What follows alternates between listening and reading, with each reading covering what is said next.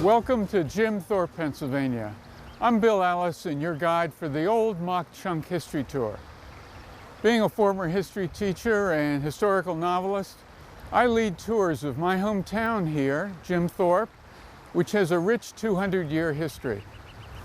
Here we're standing by the banks of the Lehigh River on a typical crisp, clear day, surrounded by the mountains of the Lehigh Gorge. The Lehigh River is cherished by whitewater rafters, kayakers, fishermen, hikers, and bikers for its pure, challenging water that plunges through these steep valleys. And during the summers, you will see this river covered with whitewater rafters and kayakers. But this wasn't always such a pure and challenging place. Indeed, this place was the very center, the epicenter of the Industrial Revolution. If I could transport you back 120 years, you wouldn't believe how this place has changed.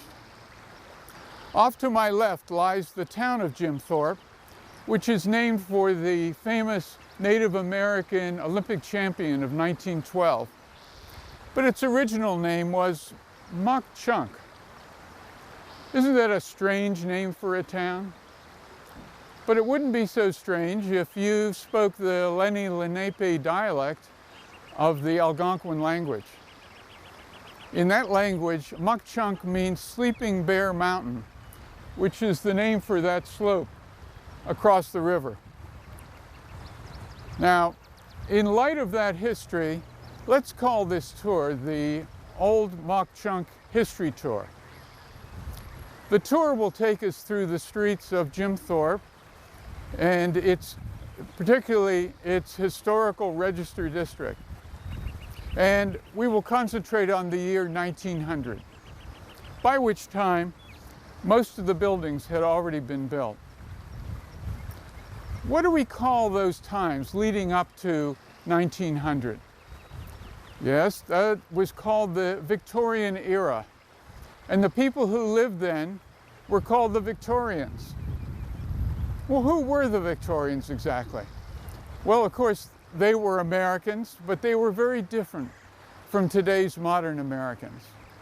They dressed differently, they had different customs and manners, they built houses with a different design to them. But most importantly, they lived by a different set of principles. One was the conquest of nature, another would have been the building of community, and finally, the gospel of wealth. During our tour, we will see how these three principles helped to design the town of Jim Thorpe. Now, let's leave this place and take a bird's eye view of the town of Jim Thorpe and the surrounding gorge. Another view of Mauch Chunk or Sleeping Bear Mountain shows the mountain has a humped, elongated shape, like a huge bear laying on its stomach. Below the mountain flows the Lehigh River. The word Lehigh is another Algonquin word meaning at the forks, for the junction of the Lehigh and Delaware down at Easton, Pennsylvania. Of course, 200 years ago, a Native American standing atop Sleeping Bear Mountain could not have imagined modern times along the Forks River. Today, the Lehigh runs wild through the town, and Jim Thorpe looks like a quaint village on a clear river set among beautiful forested mountains stretching for miles in the clear air. In fact, travel brochures called us the Switzerland of America, but in 1900, this scene would have been impossible to view. Smoke and dust would have filled the air. Pollution leaked from mines and mixed with garbage and sewage to poison the beautiful Lehigh. Back in 1900, the Lehigh was tamed. A dam across the river created a shallow lake with a town waterfront. Next to the river was a canal that carried barges, and each side of the river had railroad tracks. Mauch Chunk was a transportation hub. Today's mountains are covered with trees, but back in 1900, the forests had been cut down for houses or burned by forest fires from live sparks spread from locomotive stacks. The Victorians certainly conquered nature without any regard to saving the environment.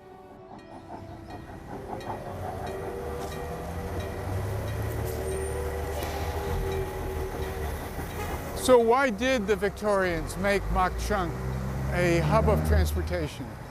What was going on here?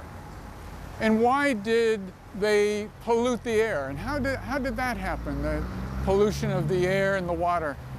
The answer lies right here, in this lump of black rock. Of course, this isn't just any ordinary rock. This is coal. And not any ordinary coal either. This is anthracite coal, the hardest coal, pure carbon. This was the fuel that energized the Industrial Revolution in America. Once, everything in America was built by hand. Then, in Victorian times, America developed wealth in mines, mills, factories, and coal-powered industry. By 1900, coal was plentiful and the cheapest fuel available. The best coal, hard coal, anthracite, came from this region, and Mauch Chunk was the pipeline through which flowed the anthracite out to industries in New York and Philadelphia. All the homes, wealth, and businesses in Victorian Mauch Chunk were financed by the coal industry. Here in Josiah White Park, we commemorate that Quaker pioneer who introduced anthracite coal to industrial America. White had a wire factory in Philadelphia with a furnace inefficiently powered by wood and soft coal. A local entrepreneur brought a wagon load of anthracite from Mauch Chunk to Philadelphia.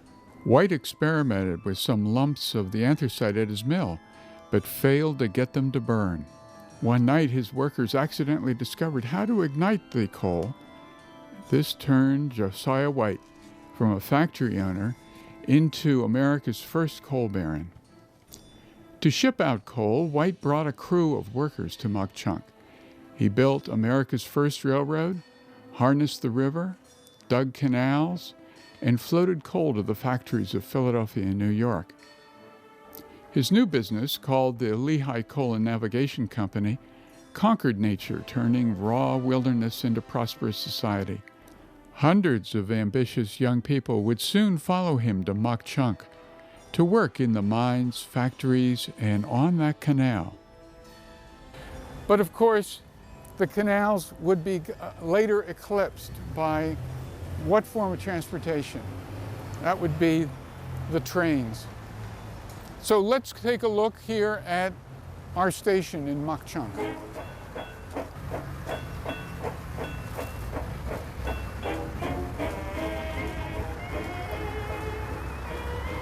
Did I mention that Jim Thorpe Mauch Chunk was a hub of transportation?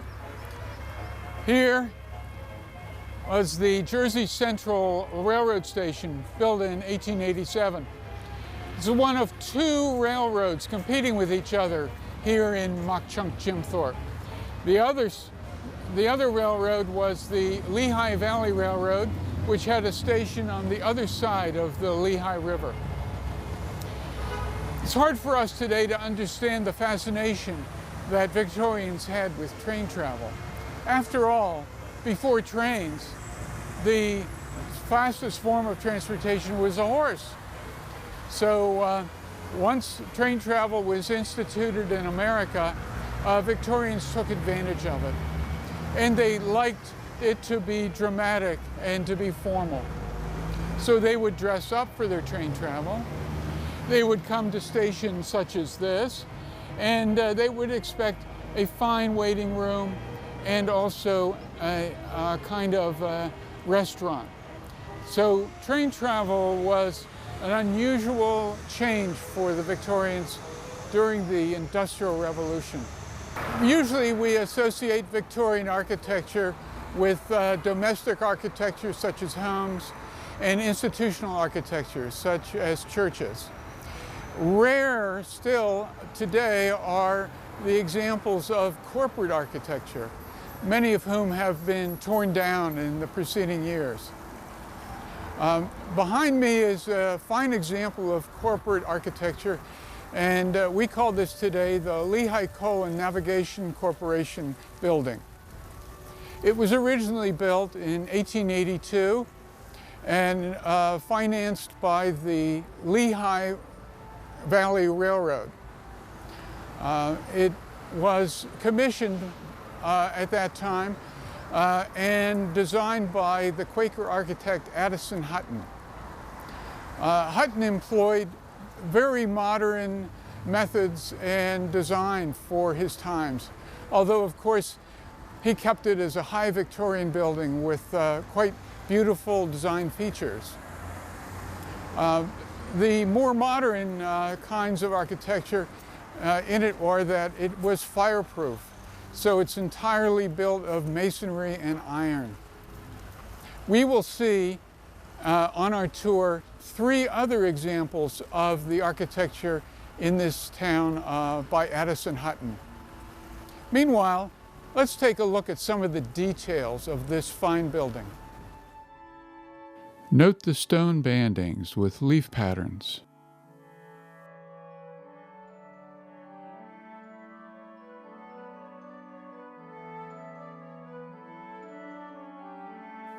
The terracotta panels and foliage patterns inspired by ginkgo trees ornamenting the facade. Stone columns separate window arches, and a metal cornice and Victorian brick chimneys top the building. Imagine that every room had its own coal stove to chase away the winter chill. Now let's walk over to see the Civil War monument. This old town wouldn't be complete without its own Civil War monument. So many men died in that terrible conflict. Mine eyes have seen the glory of the coming of the Lord. He is trampling out its way. Now let's climb up Front Hill and visit the crown jewel of Jim Thorpe, the Asa Packer Mansion.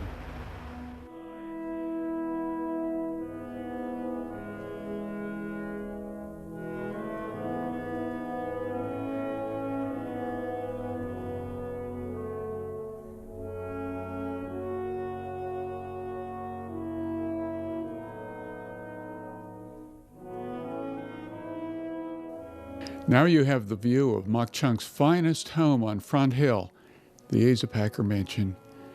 Finished in 1861, of an Italianate design, the 20 rooms housed Asa and Sarah Packer, their 7 children and servants. Only the daughter Mary Packer would survive into the 20th century to inherit her father's fortune. Her story will unfold along our route. Asa Packer set the tone for other Mauch Chunk's coal barons, who built other mansions along Front Hill to view their industrial investments along the Lehigh River. But Packer was by far the biggest toad in the puddle. Let's go inside the mansion to hear about the interior from Mr. Ron Sheehan, the executive director. Welcome to the Asa Packer Mansion. I'm Ron Sheehan. I'm the executive director here at the mansion. I do this on behalf of the Jim Thorpe Lions Club, and I've served 25 years with the Jim Thorpe Lions Club and with the Asa Packer Mansion. You're in the Asa Packer Mansion, and you're in the main study or office for Mr. Packer, and this is where the tour starts. Our home is rather unique. It's a National Historic Landmark. When Mary Packer Cummings died in 1912, she willed the house and all of its contents to the people of Mauch Chunk. The town did not know what to do with such a offer, so they had the home sealed and bottled up from 1912 to 1954. In 1954, the Bear Mountain Lions Club, now the Jim Thorpe Lions Club, petitioned the borough for trusteeship. They took about 2 years to clean the home up and opened it to the public on Memorial Day 1956 and have been running it for the borough ever since. Again, you're in the main office or study of Mr. Packer. He was a U.S. congressman. He was the builder of the Lehigh Valley Railroad and founder of Lehigh University. The furniture in this room is George Henkel & Sons of Philadelphia, as is most of the furniture in the home, and there are still descendants of the Henkels family that comes here to this home to visit and to see some of their family's creations. Some other aspects of the home that make it unique, if you can imagine, this home is more or less a time capsule. It sat from the time of 1912 to 1954. Everything in this home is original and belonging to the Packers, right down to the hairbrushes and combs on the dresser. Nothing has been brought in to dress the home up, and that's what makes this home truly unique. Here we have the dining room and the ladies' sitting parlor. The walls and the coffered ceiling in this room is Honduras mahogany. The cabinetry is built into the walls. The plaster walls are gold leaf trimmed.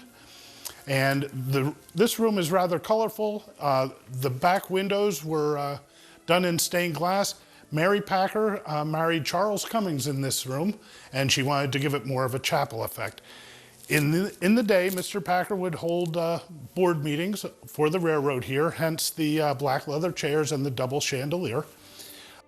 After dinner, ladies were not part of the men's conversation. They retreated to the ladies' parlor off to the side, and they would be partitioned off by these sliding pocket doors. The men would stay in here. The dining room has a more masculine effect. It's noted by the wood carvings of hunting scenes in both panels of the door, behind Mr. Packer's seat and above the fireplace.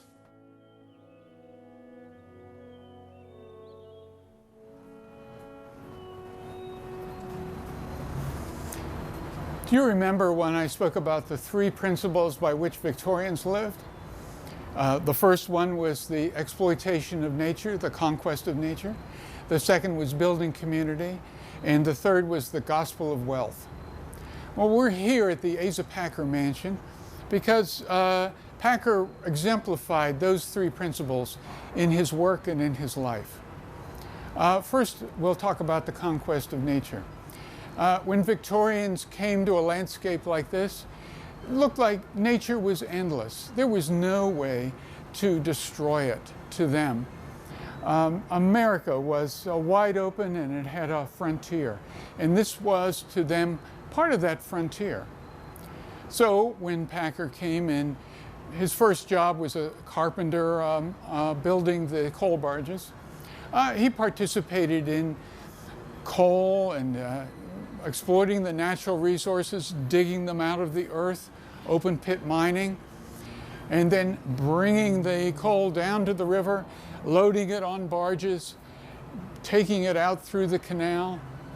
Later on, he became a wealthy person, and he could create his own railroad system as a faster means of getting the coal out to the manufacturers and down in the cities. So to bring his railroad in, he had to tear part of Mauch Chunk Mountain down and to bring the tracks through to here. So he was constantly willing to exploit nature in those purposes. Second, of building community. As I said, it was a raw frontier. It did not have the institutions that Packer and other capitalists thought ought to be in any society. So they set to work building schools, building churches, building governmental buildings, and eventually the Opera House would be built by Packer's son. So you can see how the community was built and how enthusiastic Victorians were about building community from scratch. The last principle is called the Gospel of Wealth. It's a little bit mysterious. It sounds a little religious, but it was the title of a book written by an atheist, that is Andrew Carnegie. Andrew Carnegie was perhaps the greatest industrialist at the turn of the century, around 1900. And he wrote this little book to explain himself. And that is that he felt that if a person, either by fate or by God, was endowed with great wealth, that they had an obligation in society. And that obligation was to take their wealth and to help others, particularly to help them in their own educations. So they, in turn, would have an opportunity to become wealthy themselves. So in many ways, Asa Packer exemplified that. And the finest example of his showing that is that he established Lehigh University. And his idea in Lehigh University was, it was all male, it was all engineering, and with this institution, he was getting the next generation ready to reach further and to build the manufacturing base of the United States into greater heights. Now, I love the example of Asa Packer's endowment of Lehigh University. Today, universities like Lehigh are extremely expensive for young people. How are they to afford an education that costs them $50,000 a year? But that wasn't going to be a problem for Asa Packer students. Asa Packer students had no tuition, so that any young person with talent and scholarship could earn an education under the Asa Packer system. So that explains the three principles and how a person like Asa Packer exemplified them. Now let's turn to another example of beautiful architecture, the Harry Packer Mansion.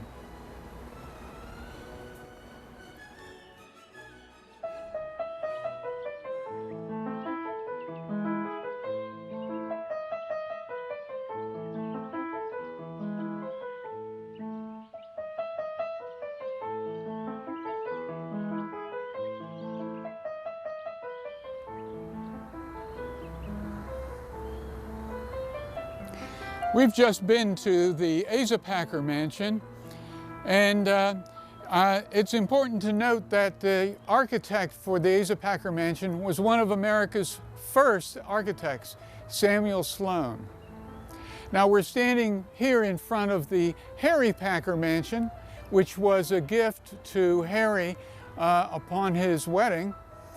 This was built in 1872. And it was built and designed by one of Samuel Sloan's proteges. You'll remember the name Addison Hutton, because Hutton had built the navigation building that we've seen previously. Now we will walk down the front hill here and return to the commercial hub of Old Mauch Chunk, which we call Market Square. This is Jim Thorpe's Market Square. Today you see a block made entirely of brick and stone. But the original town had used the cheapest, the most common material available in the wilderness of 1818. Of course, that was wood. But what's the problem with wooden lumber buildings? Yes, of course, it's fire. In 1849, a great fire swept up and down Market Square, burning the original town. After that, Mauch Chunk's leaders decreed that henceforth all buildings would be stone or brick. Looking across Market Square, you can see 100 years of Mauch Chunk laid out before you.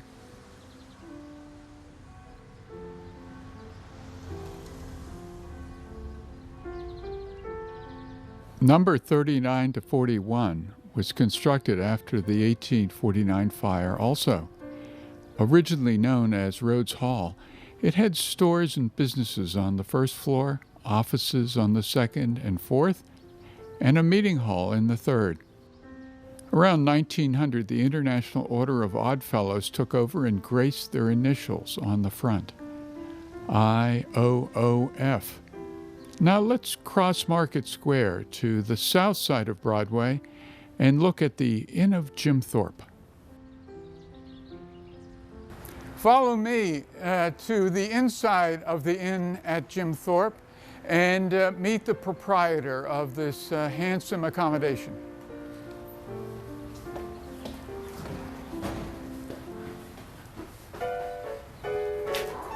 Let me introduce my friend John Drury. Not only has John and his family restored the inn at Jim Thorpe from its previous condition, but he has also been instrumental in helping to revive Jim Thorpe, the town. So, thank you for the nice comments, Bill. It's good to see you again. Good to be seen. Yay. Tell us a little bit about when you came to own this property. The property was bought by the Drury family in 1988, after which we spent a good bit of time, probably 2 to 3 years before we opened, just with a significant renovation of the first floor, and then gradually the second, and gradually the third, and after an elevator, the fourth floor. And this occurred over maybe a 5-year period. Well, the hotel, as was many of the structures throughout the town, in poor condition. This was late 80s, but probably in early 80s there was the beginnings of a rehabilitation occurring in the town. Okay, a revival of interest from outside. Correct. But the hotel had really never been involved in that. So with the background I have in this kind of work, kind of took it on as a challenge, and then over a few years we were able to get it up to its present condition. So let's talk a little bit about the condition. I'm looking at the stairwell. It's a very broad stairwell here. That's right. We made it a little wider so it was more easy for people to carry their bags and pass each other on the stairs. The banister, is that original? That's original, as well as the tin ceilings and tin on the walls. Tin walls. Right. That's really unique. I probably can't find materials like that anymore. No, we just felt it was important to do what we can to save the original materials. Well, here we are in the lobby of the Inn at Jim Thorpe, and it's interesting. I wonder how much is original here in this room. Not very much. This was a billiard room with padded walls and vinyl on them when it was purchased. There was no evidence of a fireplace. The wall covering had covered the flue that existed. And since now it's the lobby, so we brought wainscoting in from other areas of the hotel to create the desk area. Well, John, let's take a look at the restaurant next door here. Fine. All right. This really must have changed a lot since Victorian times. Absolutely. The only thing that's original here are the ceilings, the tin ceilings. The old tin ceilings. Right. Okay. And the rest, this is about 5 years that this renovation has been completed. And it's, I guess, addressed more to the young people today. Oh, sure. Thank you. Maybe we should go upstairs and take a look. I've heard there's a honeymoon suite here. Absolutely. All right, let's take a look at that. Please.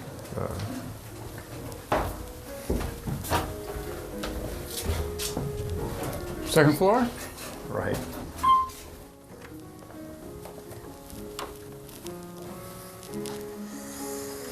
Well, here we are in the honeymoon suite. Yeah, I think we can call this a honeymoon suite. Okay. Yes, this room, this area, was an apartment when we bought it. In fact, occupied by the former owner and his wife. They lived here for many years. He had a garment business here in town. Okay.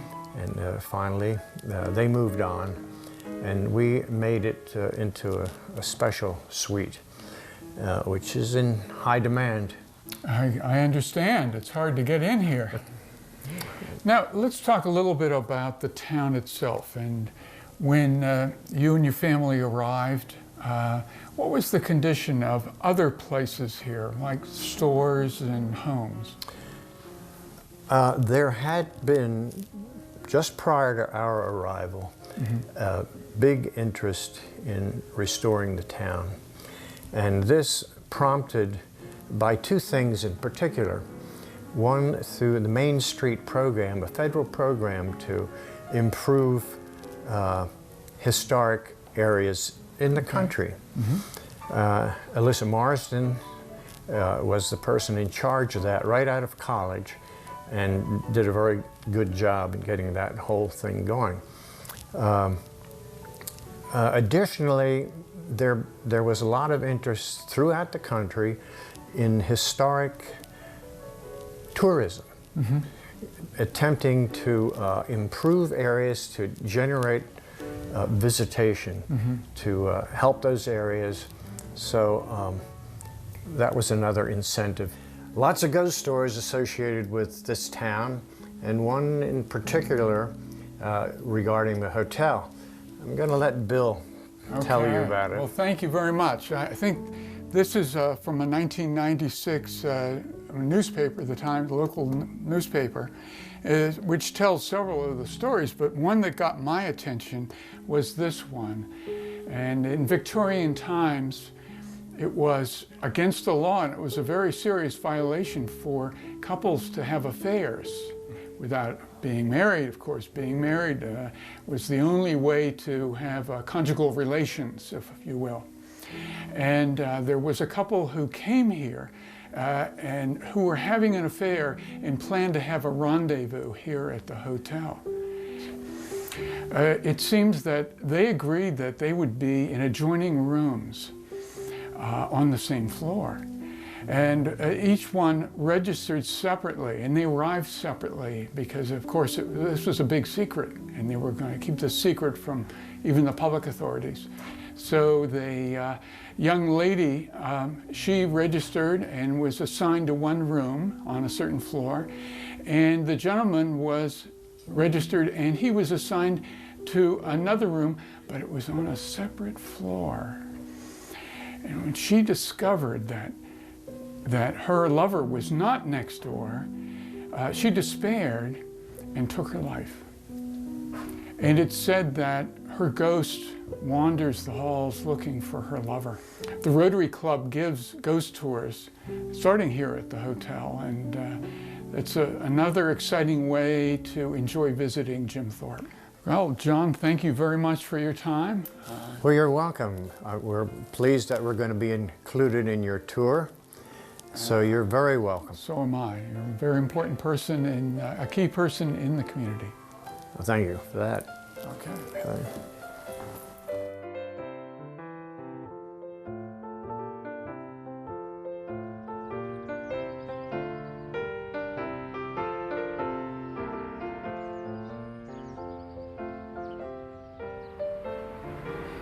Welcome to the porch of the Inn of Jim Thorpe.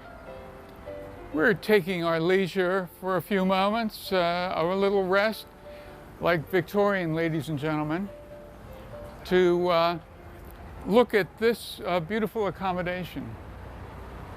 There has been on this spot some kind of a hotel or accommodations for practically the whole life of the town.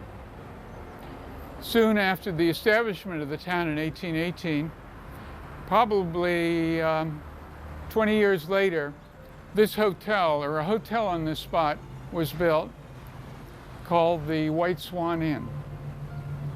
The White Swan was a beautiful hotel, according to the historical records. However, it met the fate of the entire downtown during the Great Fire of 1849. Well, the demand of the public was that the accommodation would be rebuilt. And like everything else here in Market Square, it had to be rebuilt out of masonry. So what you see today in the way of brick walls is the original 1850s hotel, brought up to modern standards, of course. In the 1850s, it was given the name of the American Hotel. Today, it's been reborn back in the late 20th century. It was bought and renovated and reborn as the Inn of Jim Thorpe. Now, you might ask, why was there a hotel built here in Victorian times? After all, this was this epicenter of the Industrial Revolution. Well, the answer is that yes, coal was the first industry here in Mauch Chunk, Jim Thorpe, but certainly soon thereafter it was discovered by travelers, and soon tourism began to be the second industry here in Mauch Chunk. Why would Victorian travelers have come here? Well, for two reasons.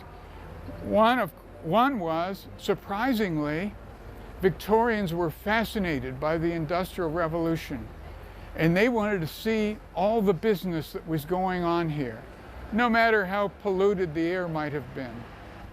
They wanted to see the canals, the railroads, this very hub of transportation, bringing the coal down to the river and then being taken out to the cities of Philadelphia and New York.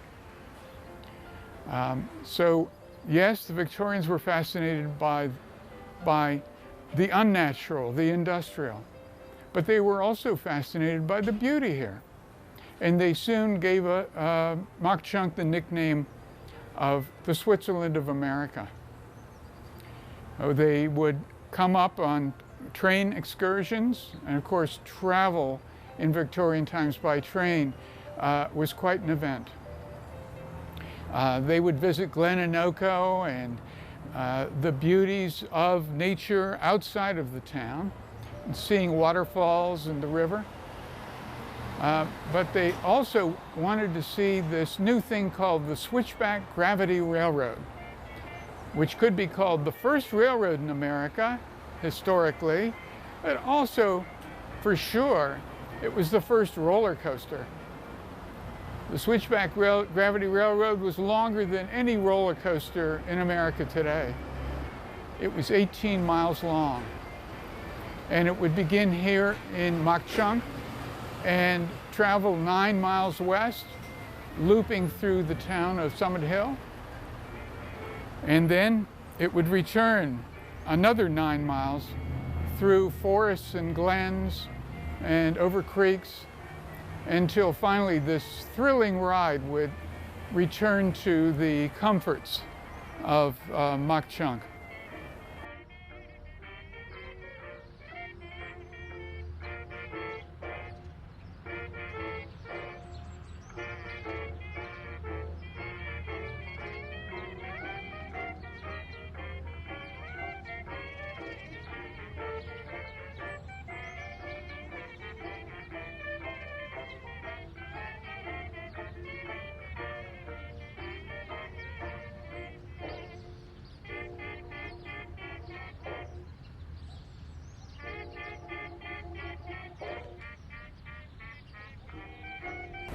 This is how tourism began in Jim Thorpe, and we try to accommodate that here today. Now, coal is no longer is our chief industry. Actually, today our chief industry is tourism itself. So please join me as we return to the streets once more and see more history here in Jim Thorpe.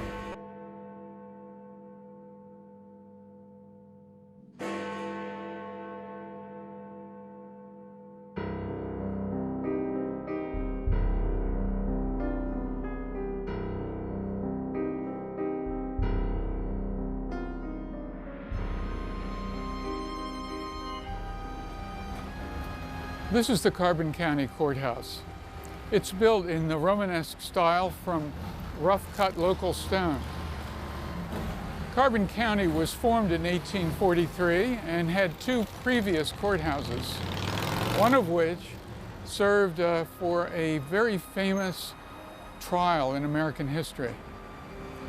This courthouse here was built in 1893 and has served the county well over 100 years.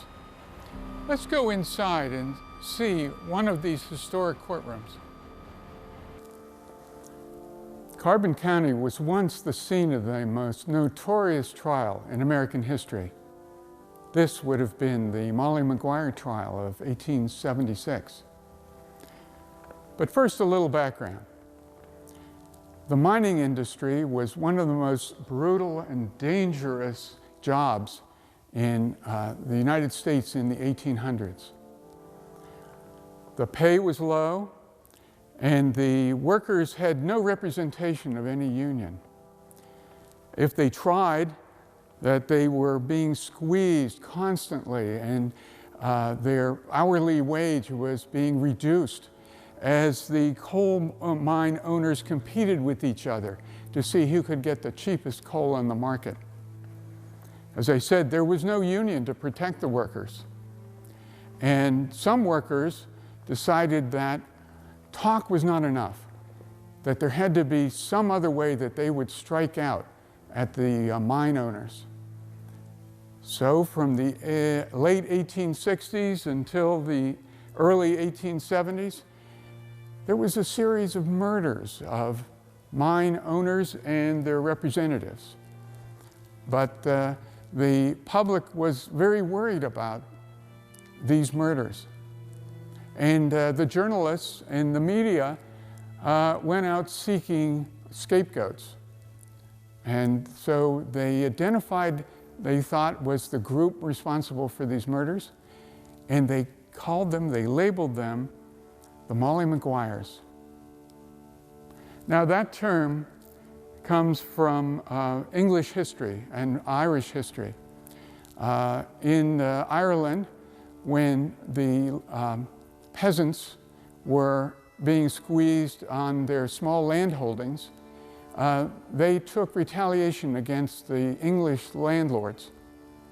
It's hard for us to understand today how much prejudice there was in America in the 1800s against the Irish immigrants. So when the journalists and the media identified Irish Catholics as being the culprits behind these murders, it was easy to convince the public. So in 1876, the authorities rounded up who they thought might be the ringleaders of the Molly Maguires. And they brought them to the courtrooms and they arraigned them and accused them officially of murder and conspiracy to murder. In the trials in 1876, they arraigned jurors, and when picking jurors, they were very careful to avoid allowing Irish Catholics to sit on these juries. They were from different ethnic groups, Pennsylvania Dutch, Scotch-Irish, English, anybody but an Irish Catholic could sit on the juries. So it was rather easy for the authorities, the district attorneys, to convince these jurors of the guilt of the Irish immigrants and convict them of murder and conspiracy to murder, and then condemn them to death at the gallows. Up at the Carbon County Jail, a gallows were constructed inside the jail, not in the public, and there were few witnesses allowed in, only as many as could fit inside the jail, where there were thousands outside of the jail waiting for the word about whether or not the Mollys had died. On June 21st of 1877, four of them were hung. And at the same time, in other courthouses on that very same day, others convicted of murder as Molly Maguires were also hung. This story of the Molly Maguires is still spoken of and told here in Jim Thorpe as part of our history, and it's still divisive. People take sides still to this day. There's even a Molly Maguire's pub, so named, here in Jim Thorpe. In 1970, a movie even came out about the Molly Maguires. The movie starred Sean Connery, and it was filmed here in Jim Thorpe, or scenes were filmed here in Jim Thorpe. Since their original courthouse had been torn down, this courtroom was used for the 1970 film, although this courtroom is no older than 1893. But it's an authentic Victorian courtroom, and it certainly sufficed as an example of a courtroom where the trial might have taken place. Now, let us return back to the streets of Jim Thorpe and talk about the commercial sections of our historic district.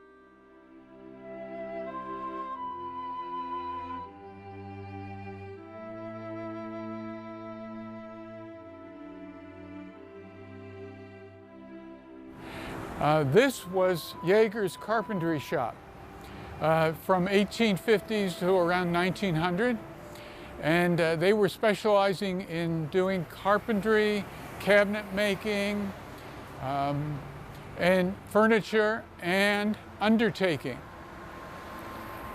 Do you get the connection between undertaking and cabinet making? Yes. This is where not only did they build cabinets for kitchens and interiors of homes, but they also did undertaking the building of coffins.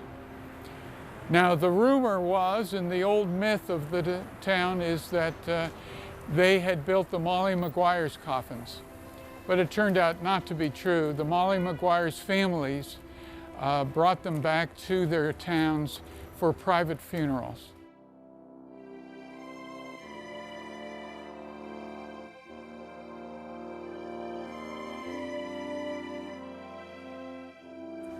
Other than being a cabinet maker, Ben Yeager was also a justice of the peace, and this was his home and office.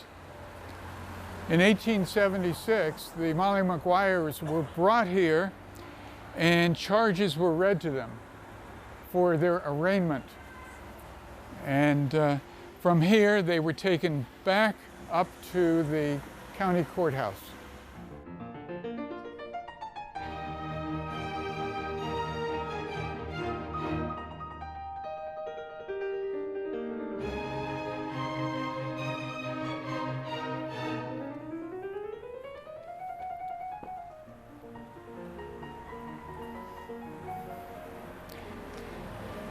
Welcome to the Dimmick Memorial Library.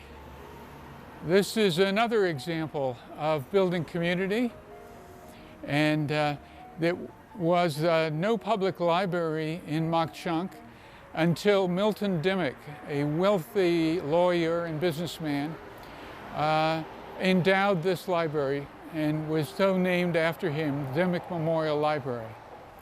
It was built in 1889 and has been in service ever since. The library not only serves Jim Thorpe, Mauch Chunk, but it also serves other wider communities like Nesquehoning, Penn Forest Township, and all the way up to Lake Harmony and Albrightsville. A free library was a new concept, and it was very important. Of course, the Victorians always wanted to make sure if they were wealthy, they were going to give back. Well, that was part of the gospel of wealth. And Milton Dimmick made sure that the public understood that it was free. Pro bono publico means for the good of the public. So this is a fine example of Victorian community building.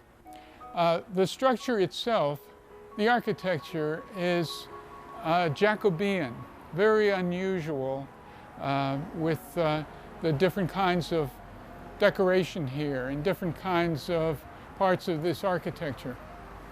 Up above is unusual lighting. So the Victorians, not having electric lighting, maybe just the very beginnings of electric light, wanted to make sure that readers could discern the books and read the books while in the library, even without electric lights. Join me now as we continue our tour up Broadway to look at Millionaires Row. Here lies Millionaires Row. After the Civil War, Mauch Chunk became a vital center of the Industrial Revolution. Factories, railroads, steel mills demanded anthracite coal as fuel. In the generation following Asa Packer, lawyers and steely-eyed businessmen developed banks, railroads, lumber, mines, foundries, and other businesses. Between 1860 and 1890, these tycoons built richly ornamented and varied townhouses on both sides of Lower Broadway to compete in displays of wealth. At no point did more than 1 or 2 millionaires live in the town, Asa and Harry Packer. The legend of so many wealthy men came from the 1881 subscription to build the Opera House, when 13 rich men contributed the money. Maybe not millionaires then, but many rich families lived here.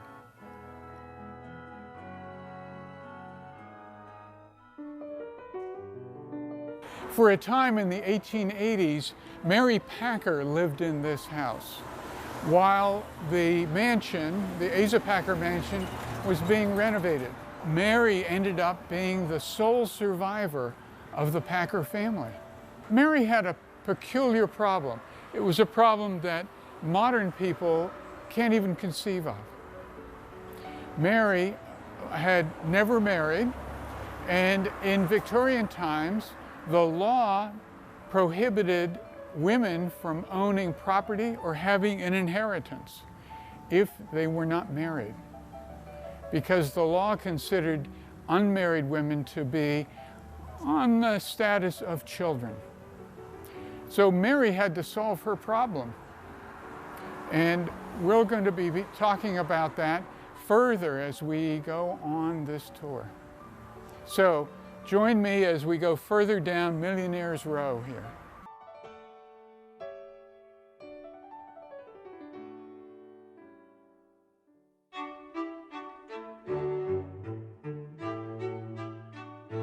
Here we are at 66 Broadway, the home of Charles Albright. It's still known today as the Albright Mansion. Charles Albright was probably the most complex character in all of Mauch Chunk.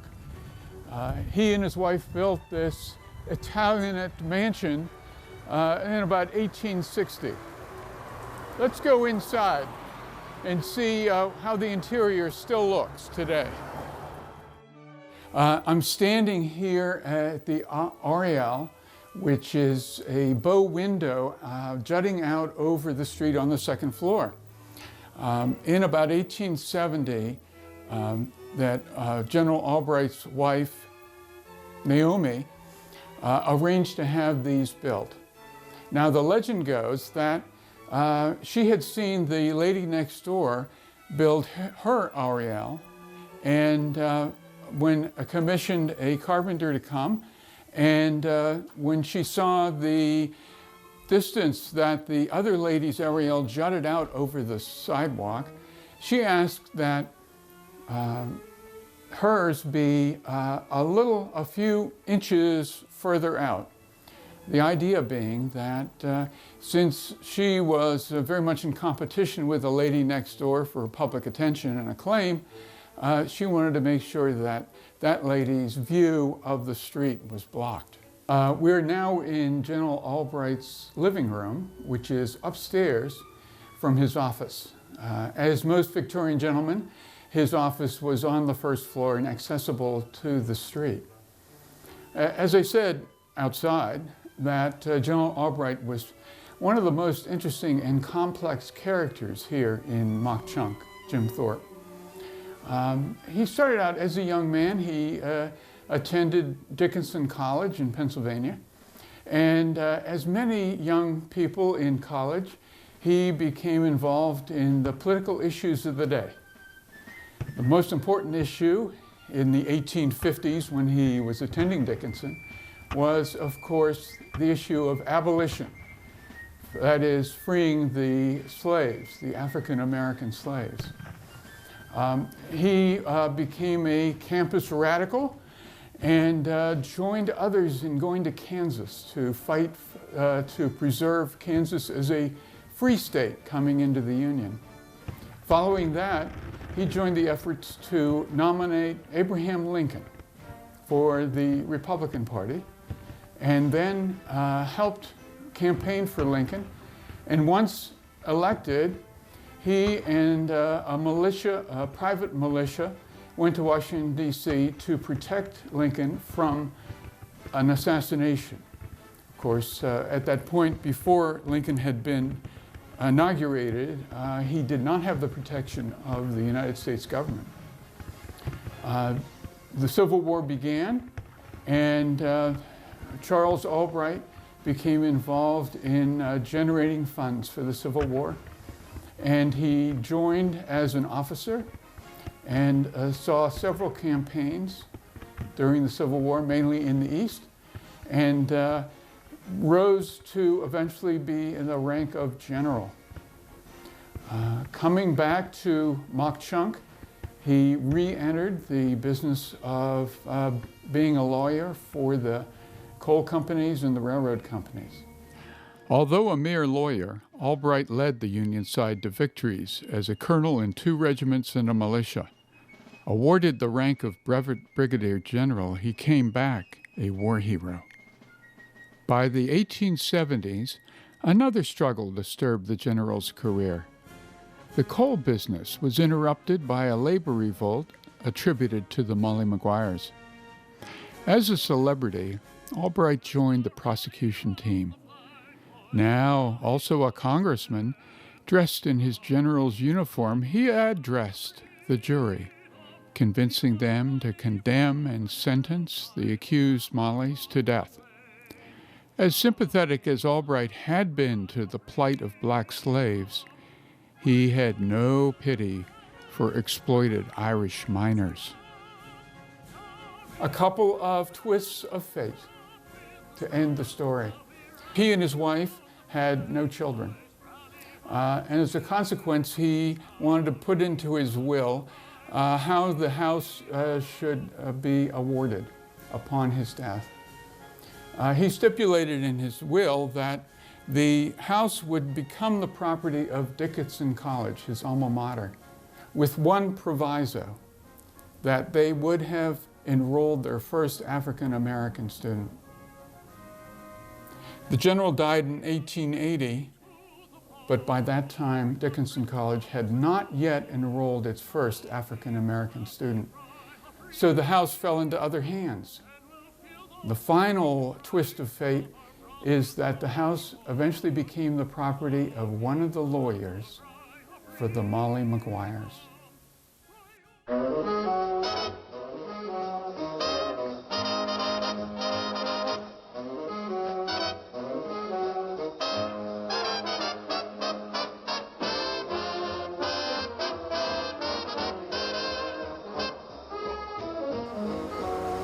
This is number 72 Broadway, a beautiful example of the Second French Empire style of architecture. In the 1900s, this was the home of a famous lawyer, Horace Lentz, who served both as a lawyer for the coal barons and for the railroads.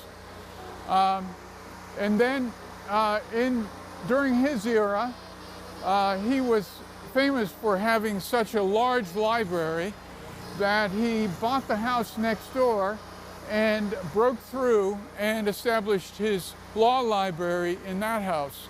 He was so very well known in this community and throughout the country for his expertise on business law. In the 1940s, this became the home of a young doctor George Thomas and his wife Laura. And they served the community for several decades into the 1980s and early 1990s. He also used this front room as his office, and there are many people still in Jim Thorpe who recall visiting Dr. Thomas.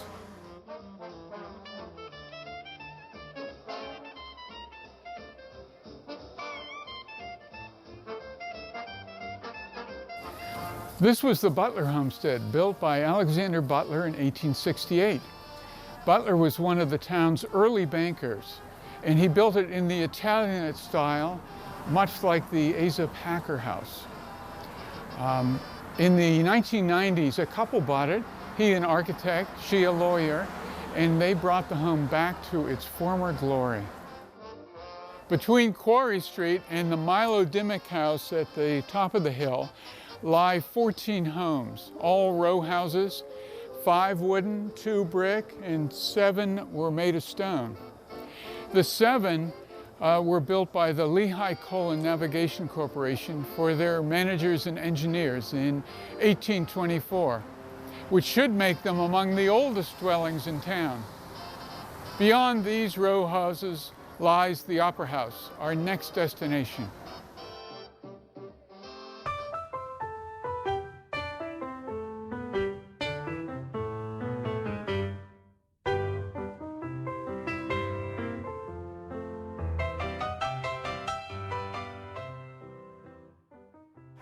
Well, here we are at the Opera House, standing in Opera House Square, which was the extreme end of the town of Mauch Chunk back in 1900. The Opera House is a crown jewel of Jim Thorpe Mauch Chunk, on the same level as the Asa Packer Mansion, and just as important because so much of the town's culture was found here back in 1900. The building, the Opera House, was built about 1881, and it is the third design by the architect Addison Hutton. The first being the Navigation Building, the second the Harry Packer, and now the Opera House. The design was, at that time, seen as Italianate. And here, under the marquee, was found a bell tower, originally built here, which had to be removed, I think, in the 1920s. The Opera House served 3 purposes. It was, of course, a theater. It was the town offices, the borough offices, and it was also a farmer's market with stands around the outside, and also farmers would set up their stands inside. Originally, before the Opera House was built, this was the farmer's market, and I can see that in old maps. Addison Hutton had been commissioned to build this. There were 13 very wealthy contributors to building the Opera House. The 13 contributors put up the money, of course. But the town fathers and the town council also gave their input. So Addison Hutton, in conferring with the town leadership, asked the all-important question, do you want a weather vane? And they said yes. Every important building at that time was supposed to have had a weather vane. And what would you like the design to be? And their answer was a schooner. Well, now, at that time, and still in modern English, the schooner can have 2 meanings. One is a sailing ship, and the other is a mug of beer. Well, the town fathers, of course, probably meant a mug of beer, because Mauch Chunk was a hard-drinking town. But then you've got to remember that Addison Hutton was a good Quaker and probably frowned upon alcoholic beverages. So, when the weather vane was revealed, guess what it turned out to be? You're right, it was a sailing ship. Join me as we go inside to see the changes that have happened here since 1881.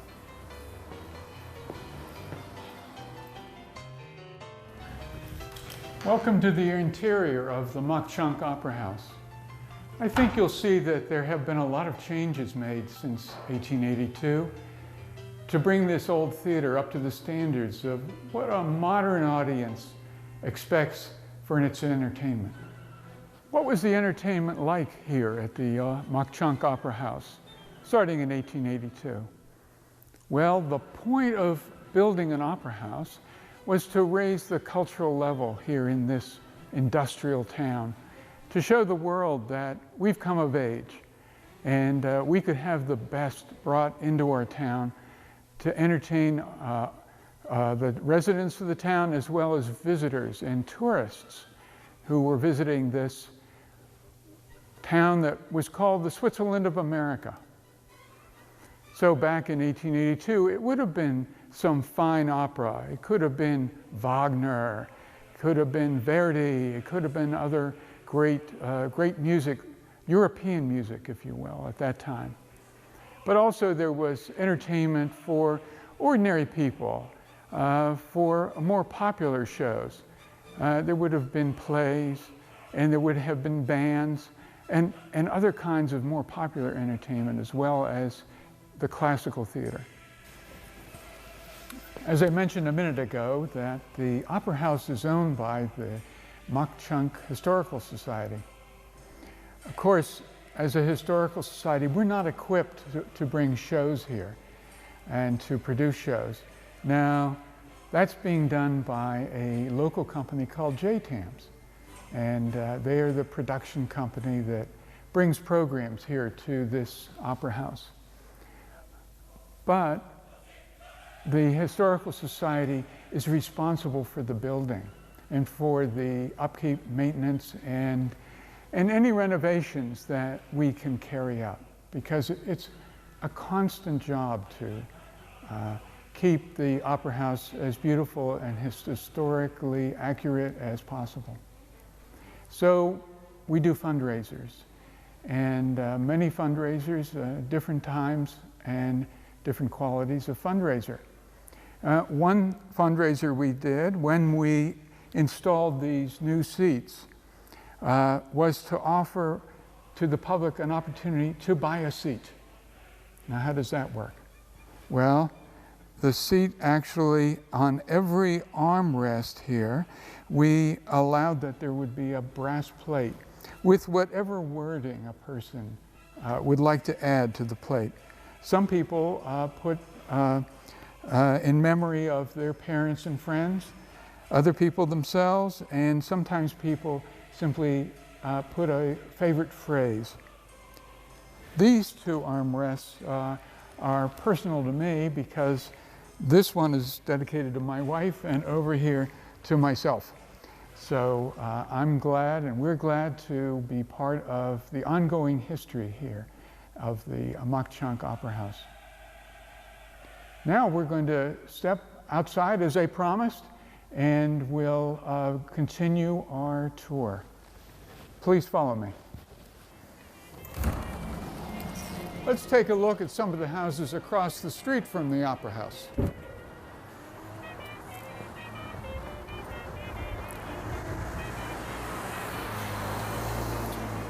Here we see several houses that were built during Victorian times. Three in the middle were probably built by Asa Packer, and he may have lived in one of them as well. Down to this side, to my left, is the DeFeo's Manor Bread and Breakfast. It was built by Mr. John Dolan in the about 1900s. He was the founder of the Mauch Chunk Bank, which still exists in Jim Thorpe. It probably replaced a couple of row houses itself, and its design is in the Queen Anne style. Right next to the Opera House is the Marion Hose Company. which is another example of building community. And Mary Packer founded it and established the fire companies here in Mauch Chunk. Let's talk again about Mary Packer. Do you remember Mary Packer's problem? That when her father and her brothers had died, she stood to inherit $50 million, which was an astounding fortune at those times in the late 1800s, in the late Victorian era. But Mary had the problem that in Victorian law, no unmarried woman could inherit property or money, being considered to be less than a full person in Victorian law. So Mary needed to find a husband, and she found one in a Mr. Cummings, who was an engineer for the Lehigh Valley Railroad and a former employee of her father's. She made an arrangement with Mr. Cummings to have a marriage, but they wrote up a prenuptial agreement. And the agreement was that if the marriage did not work out, that Mr. Cummings would receive $100,000 and an estate in Florida. The marriage indeed was performed, and soon thereafter they separated amicably, and Mr. Cummings received his fortune and his estate. Mary received her MRS degree and was now Mary Packer Cummings. So she could receive her inheritance of the money and the property, and she spent the rest of her life traveling and conferring philanthropic gifts upon old Mauch Chunk. No Victorian town would be complete without a museum.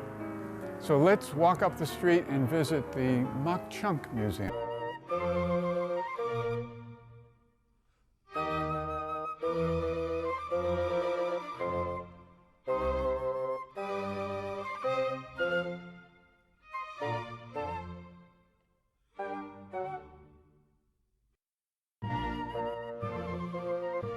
This magnificent building is the Mauch Chunk Museum and Cultural Center.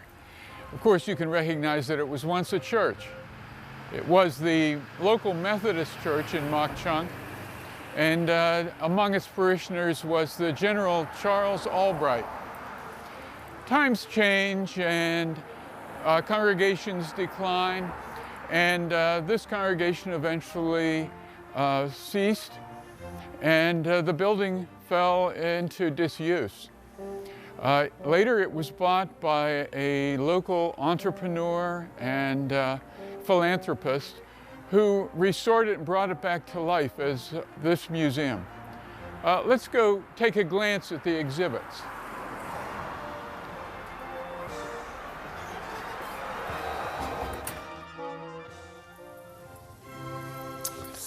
Welcome, Bill. Welcome, thank you, John. John is the person I was referring to outside, the entrepreneur and philanthropist, and he's also responsible for the existence of this museum. Thank you. Yes, 1993. Actually, we got the museum going. I've owned it since 1988, same year that we acquired the hotel. This building was getting ready to be torn down for parking, and decided that it would be a shame. It was in very poor condition, but over a matter of 3 or 4 years, we got it back in shape and was able to get it started. Wonderful. Why a museum? Why had this occurred to you? In the time that I was here, 3 or 4 years prior to getting the museum going, I learned about the history in detail and really fell in love with it. It's a vast and interesting and important history. And also I met a woman named Laura Thomas, who was the wife of a doctor in town, and she got interested in my interest in the building. I think she's been mentioned before. We were down on Broadway, and I think we saw the outside of her home. Right. Yep. Let's look around some of the displays. This is called a bear trap lock, and it was invented by Josiah White, and it was a way of getting coal down the river. So this lock was not in a canal lock. It's a lock that was placed in the river. Josiah White found out very quickly when he arrived here that the river was fast and shallow. He made efforts to make the river deeper. The viewers have seen the river and how much it's rapids and rocky and fast. So he had to construct pools of water, which means he put dams in the river. This is a special dam, again, that he devised and worked. The mile that he worked on was done right here in Mauch Chunk Creek. These were the boats that were used for Correct. transporting the coal. How much coal would a boat like this have carried? 100 ton. And this was close to 100 feet total. These are section boats, and each section close to 50 feet. So they were massive, and it's hard to, for us today to imagine how big they really were.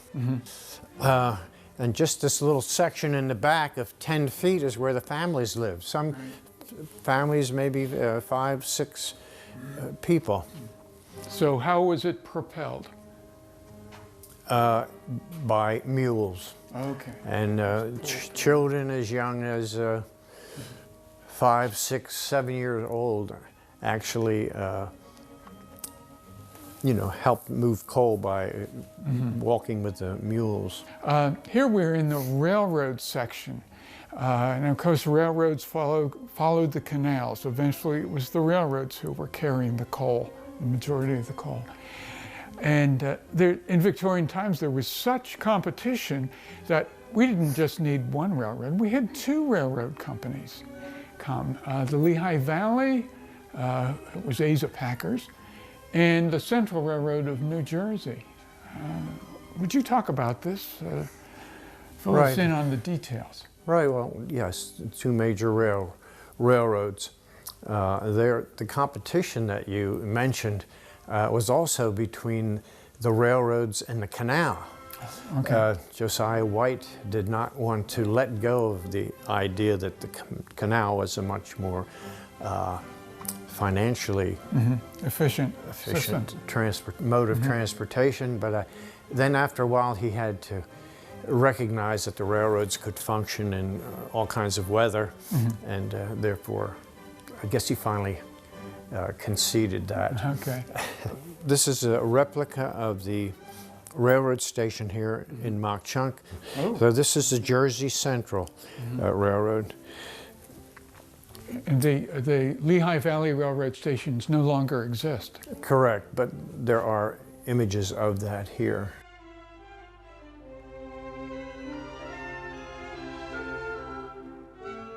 This brings us to this beautiful flag. It looks very old, John.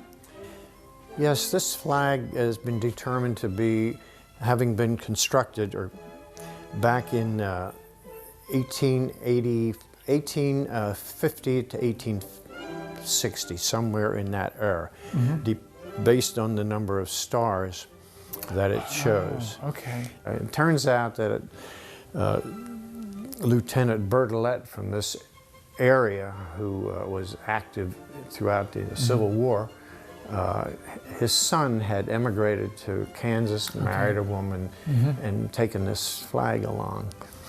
And it said Mauch Chunk, Pennsylvania. Out in the middle of Kansas. Right, right. We're at a loss as to who made this. There's some idea that perhaps the women of the town made it, but it's actually before Bertolet. Before the Civil War. Yeah. Wow, right. amazing, amazing. Well, I've got to get back to the inn, Okay, do a Jim. little work. Thank so you. You're free to look around and take more video shots as you wish. I will. Thank you very much for Well, your you're time. welcome. Here, of course, is coal, which was the basic reason for the town's existence altogether. Here is a model of the old switchback gravity railroad. The railroad originally brought coal into Mauch Chunk from Summit Hill.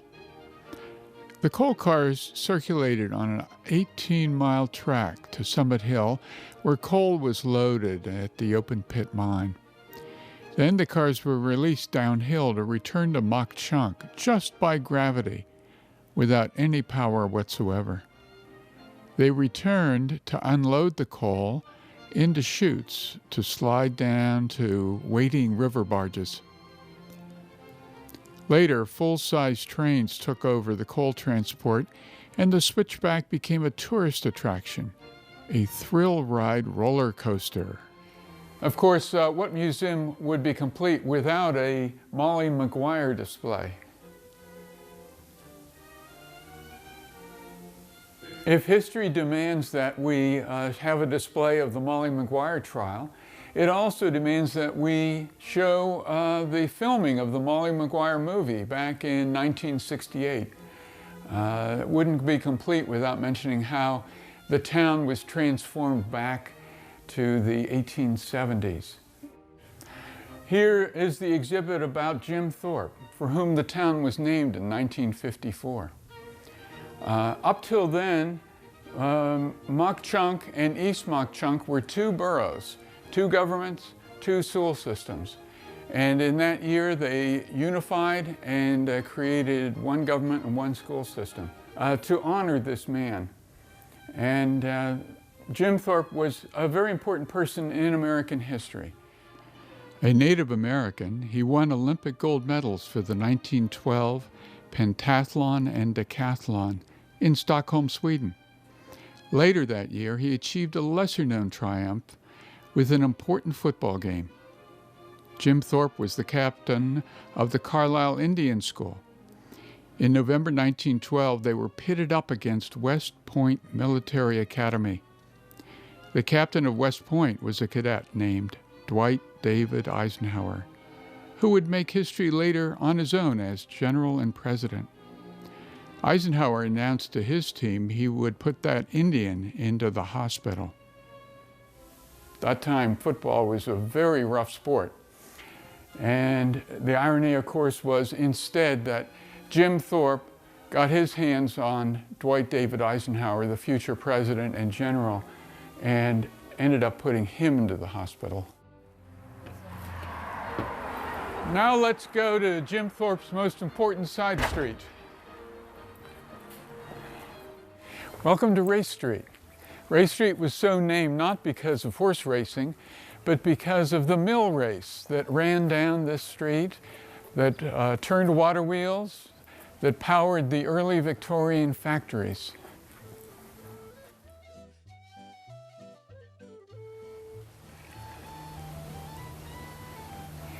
Here we are standing on Race Street, looking up the hill to the many terraces and foundations.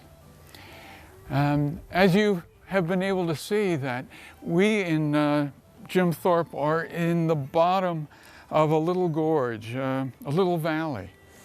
You might ask, well, is there something missing? We haven't seen something that should be in the bottom of a little valley, which of course is the creek. In this case, it's called Mauch Chunk Creek, appropriately enough. And in a few minutes, we're going to take a look at how they have concealed the creek under the town, but it is still recognized, and for many years, it was our sewer system. Now, looking here at these foundations and terraces, you might ask yourself, what are they? Why are they there? Well, for one reason, the terraces and these walls prevent erosion, and they protect the hill, the dirt on the hill from sliding down. But they performed a more important function 120 years ago, because many of these were the foundations of houses. Indeed, in those days, Mauch Chunk had a larger population. It had many more workers that worked on the railroads and the coal mines and the factories here. Thousands were immigrating in the early 1900s, and by 1900, Mauch Chunk had a population larger than its present population, made up of immigrants from many countries.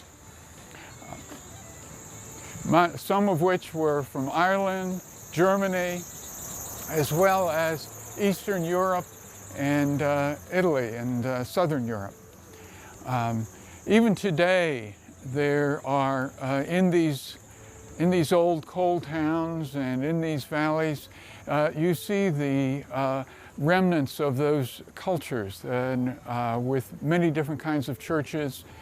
And matter of fact, here in Jim Thorpe today, not only is there a Catholic church, there are two Catholic churches, and they are referred to informally as the Irish Church and the German Church.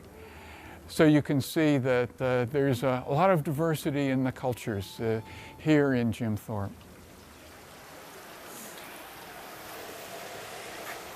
Here's where visitors can get a glimpse of Mauch Chunk Creek as it rushes by under all the houses and buildings.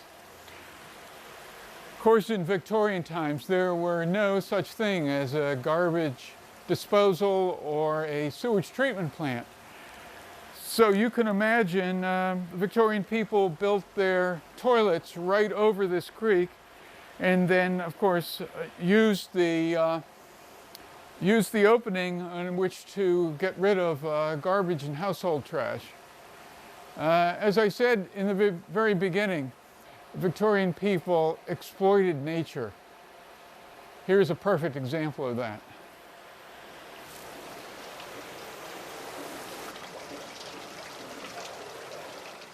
Join me now as we stroll farther down Ray Street. These 16 row houses were built in 1849 by Asa Packer for his professional employees. You can imagine this was pretty much the frontier up here in Mauch Chunk, and he needed to tempt them to come here to provide him with civil engineers and other kinds of professions.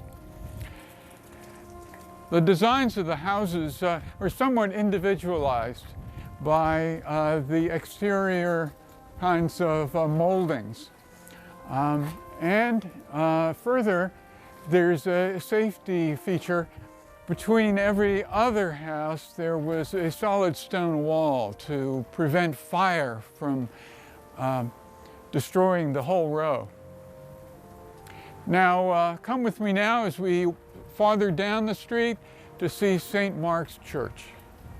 This is St. Mark's Episcopal Church.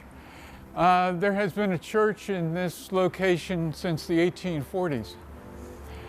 The wealthy people of Mauch Chunk enjoyed worshiping together, and in 1868 they put their money together and built this edifice, which is a very Gothic kind of design.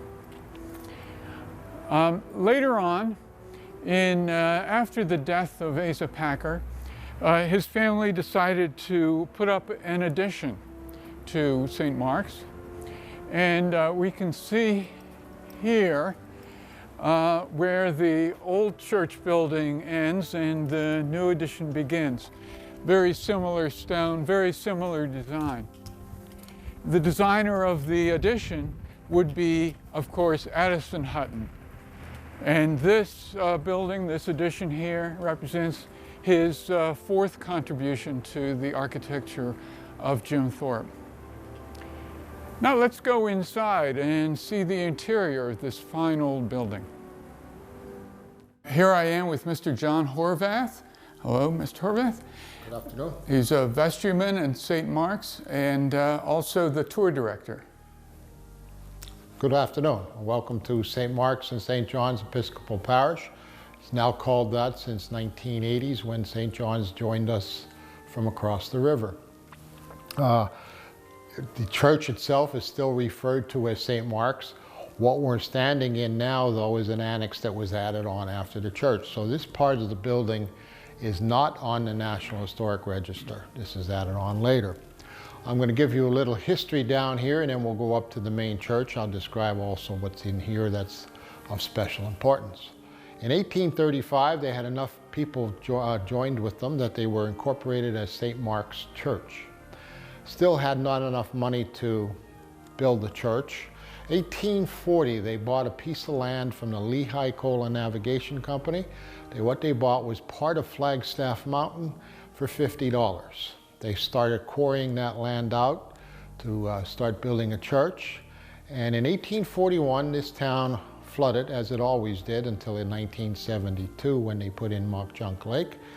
And they decided, therefore, since it didn't flood up the area 3 stories up from here, that's where they decided to build their church. 1844, they had enough money together to start building a church. That church was completed for Christmas Eve service in 1848. 19 years later, in June of 1867, that church was torn down because they said it was too small for the congregation, and they built the church that's up there now. It was actually completed October of 1869. First service, October 25th, 1869, and it was actually consecrated on November 25th of 1869. This part was added on in 1881, and all of the windows in this annex, all the way up to the 3rd floor, are Tiffany glass, which are very expensive. In the main church, there is actually 2 Louis Comfort Tiffany originals, which are priceless. On the wall on the outside on the left, you will see a picture of Mary Packer Cummings, which hangs there because this is now called the Mary Packer Cummings Memorial Chapel. And it's the only colored portrait of Mary that we know that exists.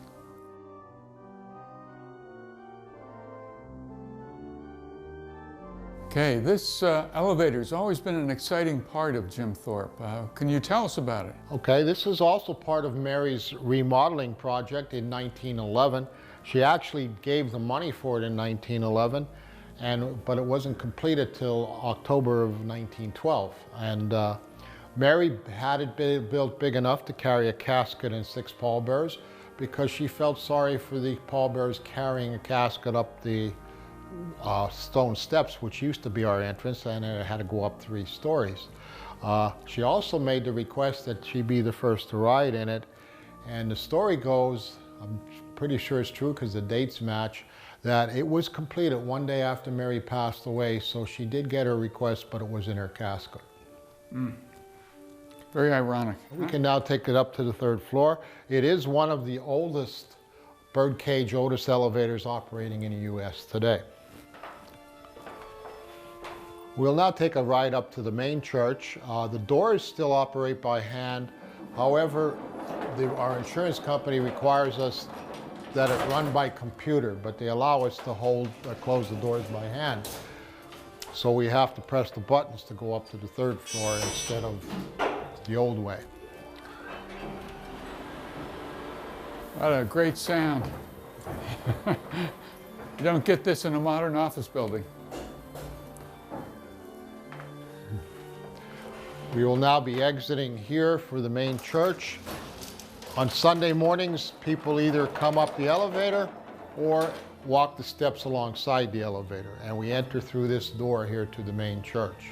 The church was designed by Richard Upjohn Sr., so it's Gothic with all the high arches. It's also made in the shape of a Latin cross, with the main aisle being the long piece and the transepts being the cross piece.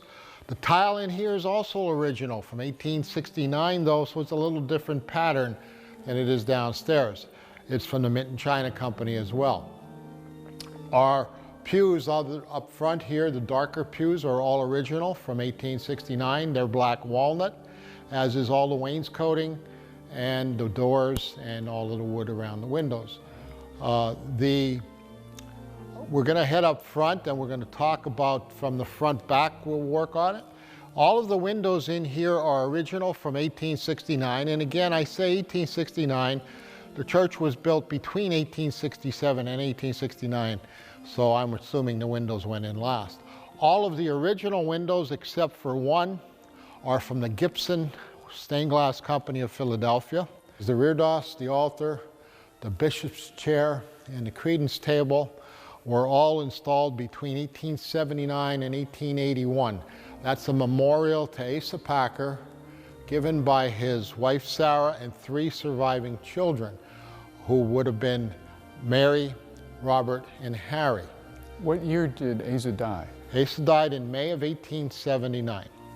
And when he passed away, his wife Sarah got permission from Queen Victoria of England to send one of Upjohn's, Upjohn was also the architect for this, one of Upjohn's artists over to Windsor Castle and copy the 3 Easter scenes from St. George's Chapel. Those are included in the reredos, as is the 4 angels up the top, faith, hope, charity, and thanksgiving, and the 4 gospel writers, Matthew, Mark, Luke, and John. They say that in the United States in those days, there were 65 millionaires in the entire United States, and 15 of them lived here in Mauch Chunk. 7 of them belonged to this church. Right. I know we've seen Millionaires Row. Yes. Here. And now, because coal was king back then, and of course this is a coal shipping town, and a lot of the coal barons, the people who owned the mines, also lived here. 1947, they decided they were going to electrify the bells. The townspeople donated another bell in memory of Mary because she was so good to the town. The Sunday school children donated another one, and the women's auxiliary a third one. So there's now 12 bells up there, and since they were electrified, they could now play them on a console that's in the sanctuary there, which they still can be played on, but in 1990s it was computerized and they can be preset to play as many as 2,000 different songs. Tell us about the pulpit. The pulpit? The pulpit was actually the pulpit and the gospel stand, which are both here. The pulpit was donated in 1883 by Mary and Harry. It's in memory of their older brother, Robert. Robert was alive when Asa died. He was the oldest boy of Asa that lived to adulthood. Asa had 7 children, 4 of them lived to adulthood and 3 outlived him. This was donated because within 2 years of Asa passing away, Robert also passed away, as did Sarah, the wife. So this was donated by Mary and Harry in memory of Robert. Its designer was J.R. Lamb of New York. It's Champlain marble from New York. The metal is all brass, and the wood is all butternut. And there is a symbol, the lion with wings is the symbol for St. Mark. Which leaves us with one original window, which is our rose window up on the top there. The rose window is actually the only window in the church which is made of imported glass. It's imported from England. There's over 2,000 pieces in it. The rarity of that one is the blue color because it can't be duplicated, because it was made with Munich blue sand, which they don't think exists anymore, and it was also made with cobalt, which they're not allowed to use anymore. Which leaves us with 2 windows, which are the 2 which were added after the church was completed, the 2 Tiffany, Louis Comfort Tiffany originals.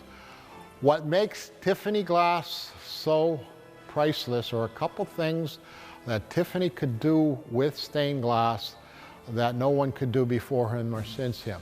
One of those things, he was and still is the only stained glass maker that ever made flesh tone glass. All the other flesh tones, like the Gibsons have some, are painted and fired. Louis Tiffany refused to paint and fire because he said it blocked natural light. So he developed a method of making flesh tone. Unfortunately, he took the secret to the grave with him. Another thing he could do, and nobody understood how he did it, was superimpose figures in his glass. The other Tiffany was actually donated in 1911 by Mary Packer Cummings in memory of her sister Lucy. Lucy would have been the oldest child of Asa that lived to adulthood. She did live to adulthood. She was married to Dr. Linderman from Bethlehem. They had 4 children, 2 of whom passed away in infancy. And that window's in memory of Lucy. It was given by Mary, by the way, Mary Packer Cummings, in memory of Lucy and the 2 children who passed away in infancy, which would have been Asa, who died at 5 months old, and Harry, who died at 2 months old. The other 2 Linderman children did live to adulthood. There are Lindermans alive today, which would be the great-great-great-great-grandchildren of Asa. They don't live around here, but there was a couple of them here about 6 months ago for a tour. And I think they live in Virginia. That one's called The Breath of My Love. It's based on a painting by Holman Hunt, which hung in the mansion and was Mary's favorite painting. 1887, Mr. and Mrs. Skier, who were one of the millionaire families who lived here, they actually donated bell number 2, but in 1887, they donated this memorial to their daughter, Fanny Parker, who passed away in childbirth at the age of 29. It includes the painting on the ceiling. It was designed by J.R. Lamb. The painting was done by F.A. Lamb, and it was painted right on the ceiling. I don't know if he laid on his back to do it, but it was painted directly on there. It's the 4 angels of baptism, surrounded by 24-karat gold leaf paint. Now, is it painted on a plaster ceiling? Yes. Wow. Yes. So it's like Michelangelo in the Sistine Chapel. Huh? Yes. The base of this is, again, Champlain marble from New York. All of the metal is brass. All of the wood is oak. Okay. Including the backdrop there. The fountain itself is Italian marble, and we do have baptisms during 9:30 service. And when we have a baptism, we simply